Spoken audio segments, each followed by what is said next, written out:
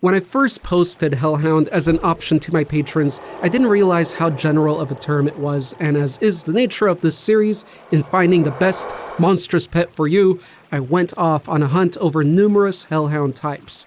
I prefer to be very specific when covering a fantastical creature, but being as diverse as they are, I decided to make this a special, very general guide to Hellhounds as pets. In this video, I will be scoring this very dark canid beastie in the 6 following criteria: demeanor, handleability, care, hardiness, danger, and wow factor, ending in an overall pet score out of 30 points.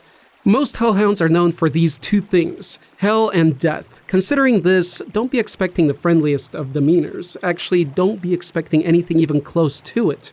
This isn't to say they're all very aggressive. By the way, if you're interested in learning about just what different types there are, you're welcome to request that for a different series on the channel. Having said this, several Hellhound types can actually be quite careless about your presence, while there are others that will attack on sight, particularly if you intrude on a guarded area. All in all, whether straight up violent or non-caring, the general Hellhound score for demeanor is a 1 out of 5. If you're a devil, demon of sorts, or some great dark lord, Hellhounds can make for extremely loyal pets or guardians. But that doesn't mean their personality will be anything as warm as the fires burning in their eyes. For handleability, Hellhounds score a 2 out of 5. It's possible a tamed variation could find a pat or petting pleasant, but considering some don't even have a physical body, while others are quick to bite or burn, I think a 2 is quite a generous score here. Hellhounds can be found in graveyards, battlefields, / areas where the dead are plentiful, around lava, and in various underworld realms or around the entrances to them.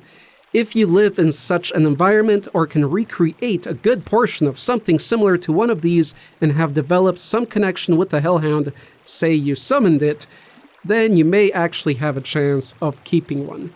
But many live an unhindered, free existence and only appear when attracted by something, like death.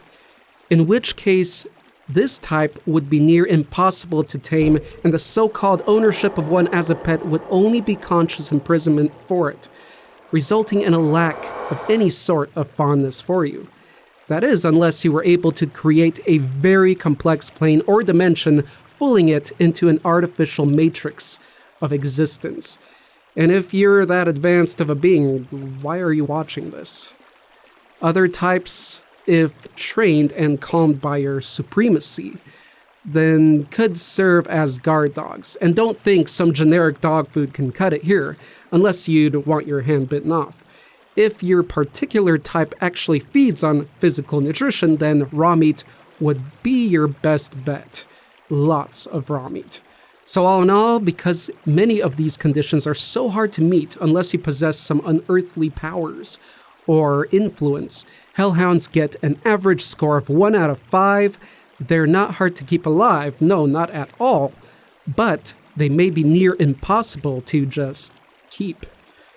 And with that segue, Hellhounds can be considered very tough, due to their variety of actual forms and some having unknown or even no eating habits.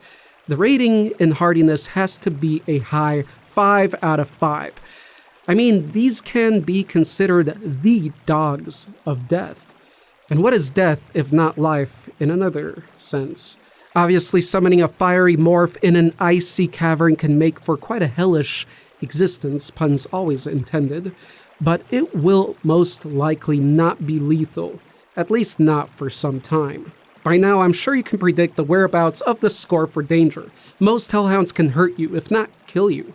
This factor, in addition to the score for demeanor being a 1, earns this demon's best friend a 2 out of 5.